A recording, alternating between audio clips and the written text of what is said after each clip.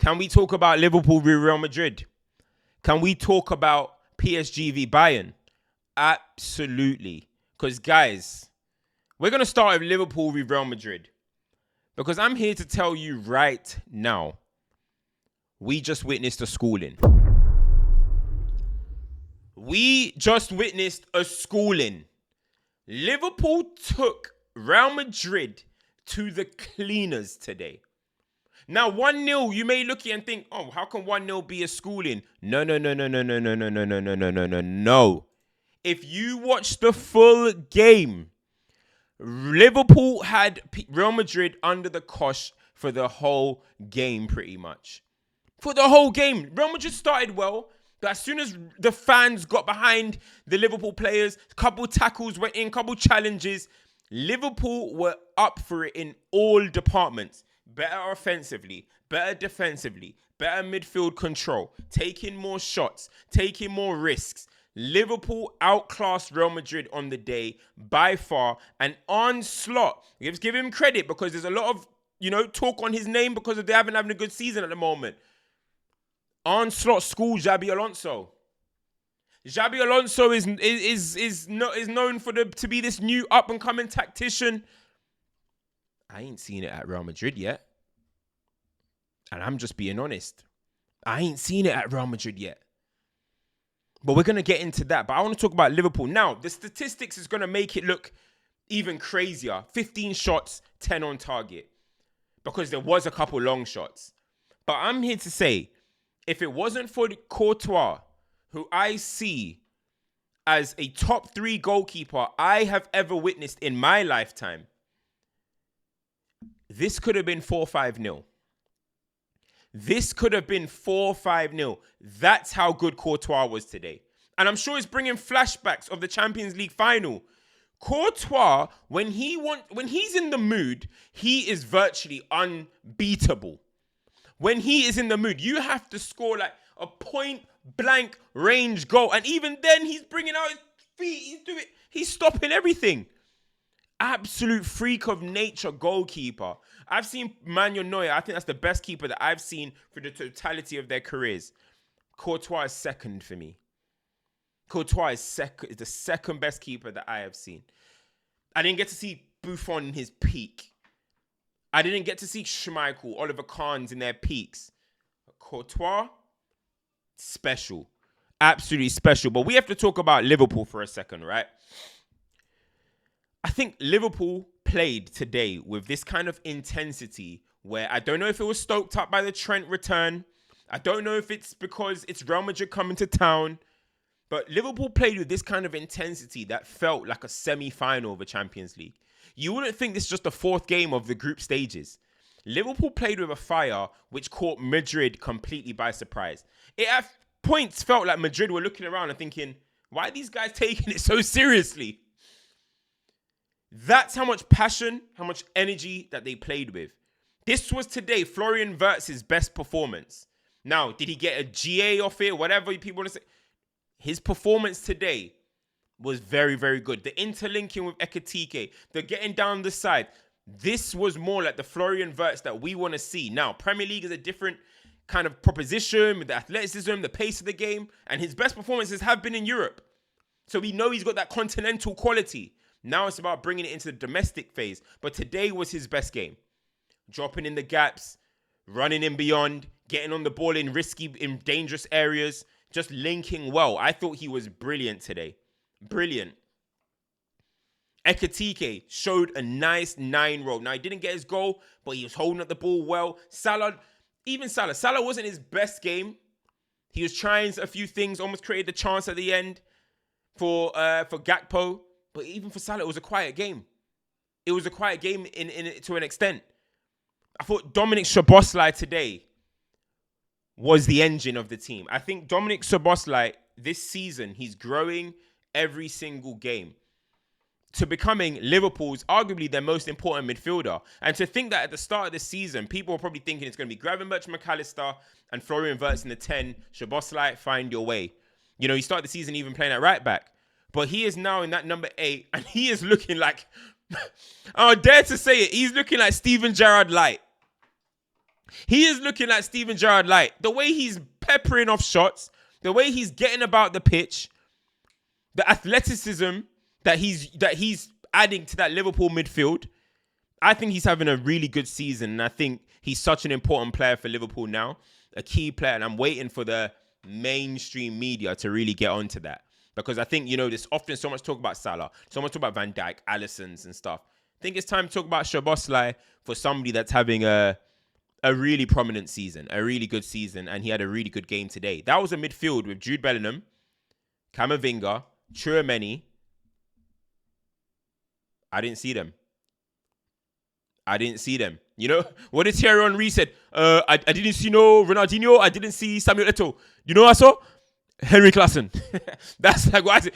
I didn't see no Camavinga. I didn't see no Jude. I didn't see no Tchouaméni. You know what I saw? I saw Szoboszlai.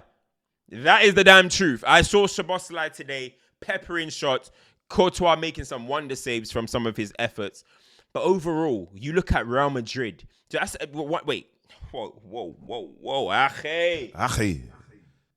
I almost went past Liverpool without speaking about Conor Bradley.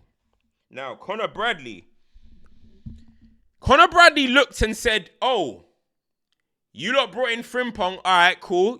Trent left, but I thought that was going to be my role, but you brought in Frimpong. Okay, cool. I'll find my way.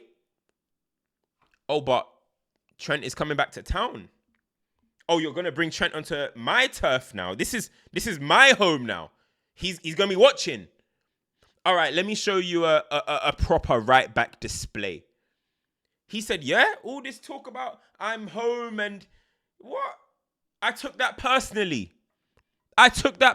Conor Bradley today looked at Vini in the eye and said, you're nobody to me. I've already done Mbappe last year when he came to Anfield. You remember? Yo, Mbappe. Tell your boy, man. Mbappe, tell your boy, man. When sometimes you just got to... Yo, I beg you tell your guys to stop playing. Real talks. Tell your guys to stop playing. Like, does he know who I am? Vinny probably thought, do you know what? I can see this guy, I can get past it. I got the skills. I got the athleticism. No. Conor Bradley took that assignment personally. And with Trent watching... and said, you know what? I'm going to show you guys something. He was clamping Vini to the point that every time he was tackling Vini, Vini was eating dirt. He was making Vini eat dirt consistently. At some point, Vini, you've got to be a man and say, yo, I can't keep eating dirt. Your mouth is full of mud. How many times was Conor Bradley going to put you on the floor, bro? Try something else. You're trying to go down the outside. Bro, at a point, Conor Bradley started laughing and smiling like, yeah? Trent, are you watching? Crazy performance. Very good performance. And you got to give him his respect, man. Honestly, you got to really give him his respect because, as I said, the whole narrative was around around Trent. And he just put in a performance where it's like, okay, even when Frimpong comes back, you're going to have to work to get back in the team. But let's talk about Real Madrid. For me, for a fan base that wanted Ancelotti out so much because, of course, the football wasn't pretty, it wasn't structured and all this type of stuff. I've watched Real Madrid every time I've watched Real Madrid, I'm looking at them, I'm thinking, let me see some big changes. The only thing I notice is they're a bit defensively more compact. But I haven't really seen any changes in patterns of play. I haven't really seen anything in terms of combinations. I haven't seen anything that makes them offensively better. It really, at the moment, is just Kylian Mbappe gets to go, oh my God, yeah, Ballon d'Or, blah, blah. That's the only narrative around them. Jude Bellingham might score a poacher's effort. Oh my God. That's it.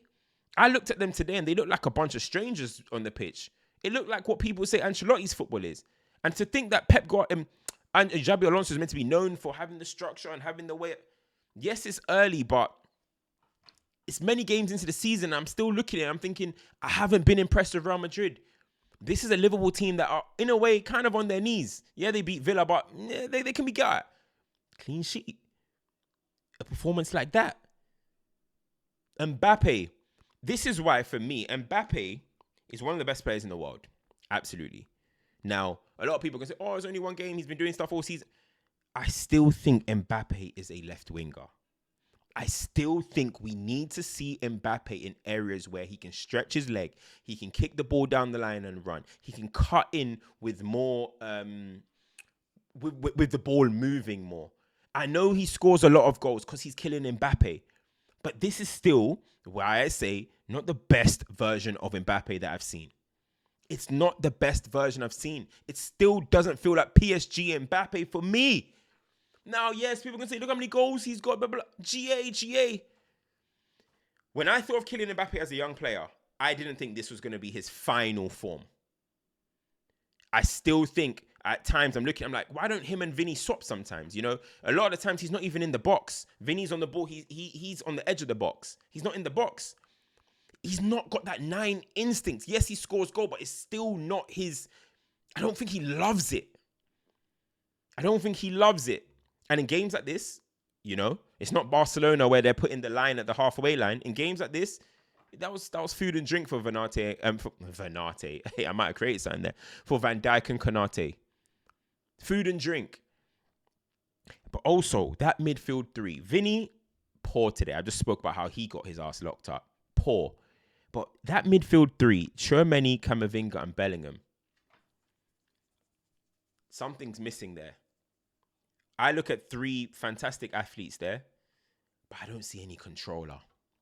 I don't see anybody that's just going to keep it moving. Luka Modric, Kroos, Vitinha, Pedri. I don't see that.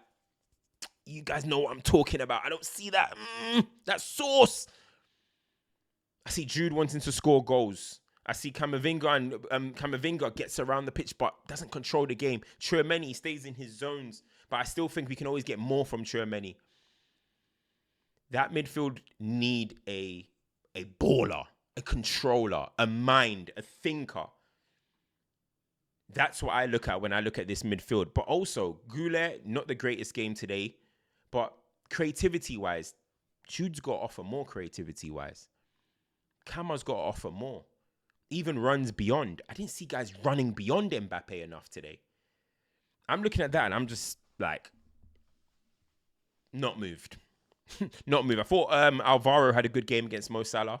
He got done up at the end though. Salah gave him the whoopsie, dropped the shoulder back. But I think overall, I think he had a decent game. Courtois, of course, for me is the man of the match.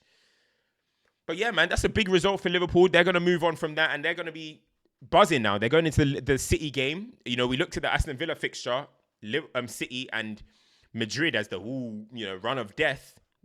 6 from 6 right now. And then they got Liverpool. If they go and beat City, is it safe to say Liverpool have found their groove again? Probably. Gravenberch is back. Is he maybe what was missing? We'll see. We will see. But guys, it's now time to talk about Bayern Munich. Bayern Munich. Let's give them a round of applause. We have to give Bayern their respect. 16 wins from 16 games is unprecedented. We have never seen this before. It was a new record that they set when they won 15 out of 15, or was it 14 out of 14? What Vincent Kompany is doing is nothing short of sensational. And a lot of people owe him an apology. Because when he got that move to Bayern Munich from Burnley, it was laughed at.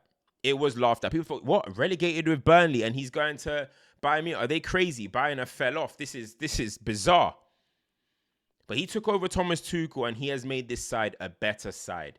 The way they attack, the way they press, the way they drop into that 4-4-2 when defending, the ability to allow Kane to play his game but still have the influence so the impact to go and score goals.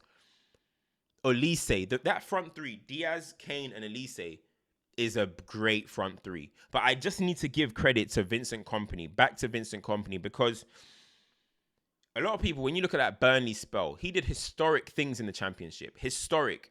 But I am one of the people that was saying football is very situational. Football is a game where your life can change in seconds. You could be playing with a bunch of scrubs. Next thing you know, you're playing with a bunch of worldies and you look better.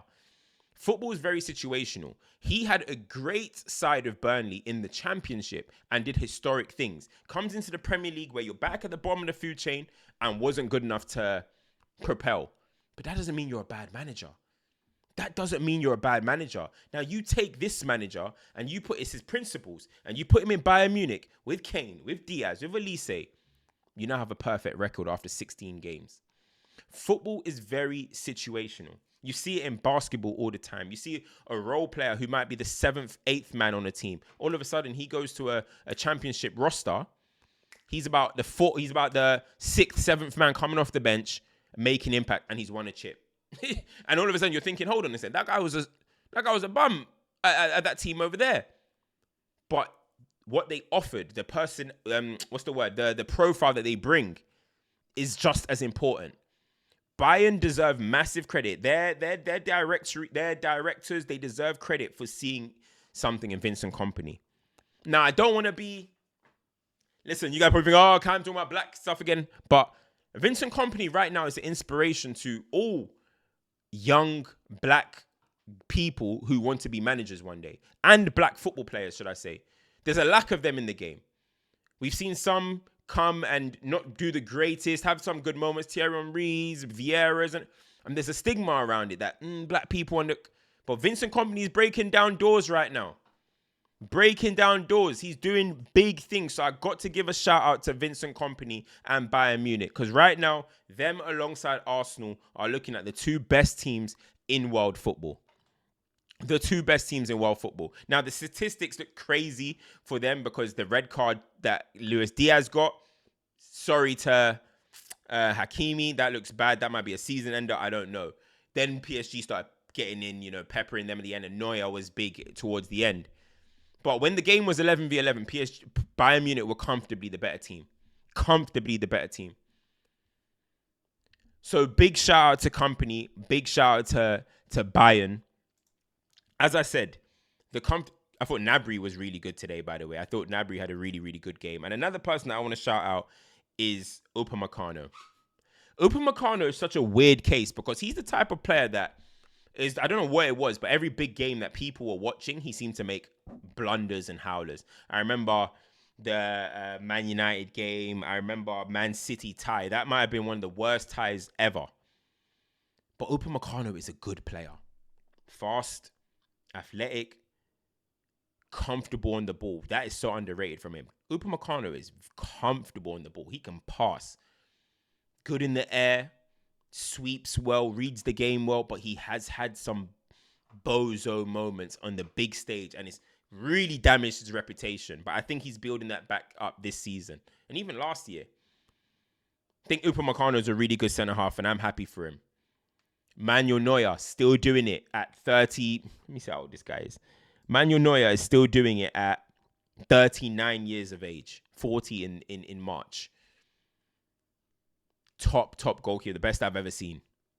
But PSG, it's a bit worrying. Now, yes, last season they started the season up and down. It wasn't great.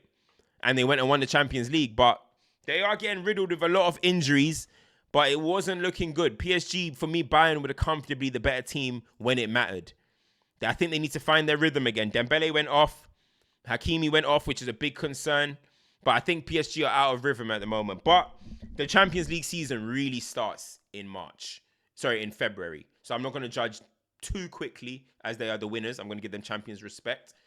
But I do think they need to buck up their ideas. Because even in the league, they're not flying like that compared to what they usually would be. Right now, you'll be thinking that PSG is going to be gone, but they've lost 1, 3 draws, 7 wins. Usually, you're thinking 10 wins, 9 wins. So, and only 2 points ahead of Marseille and Lens. So, guys, let me know what you think about everything I've said. Like, share, subscribe, turn notifications on. Conor Bradley, yeah, that was a bit of an emasculation, bro, that you did to Vini, bro. Like, hey, go easy. And by the way, before this video ends, Mickey van der Ven, is that necessary? Why are you looking like peak Gareth Bale? That goal that Mickey van der Ven scored is absolutely insane. That run was mental. Mental. Please, guys, if you haven't seen it, go and check it out. Mental. And Arsenal. They still haven't conceded a goal. Sunderland, Shaka. Salam, brother. May you do me that favor from before? Yo, somebody needs to score against Arsenal, honestly. Guys, like, share, subscribe, turn notifications on. Your boy, CultureCams. Road to 60K. And please, guys, go and vote on Guap Gala for FCM as the podcast of the year. The award show is on Friday. Need every vote as possible, guys. The link will be in the bio. Big up. Peace.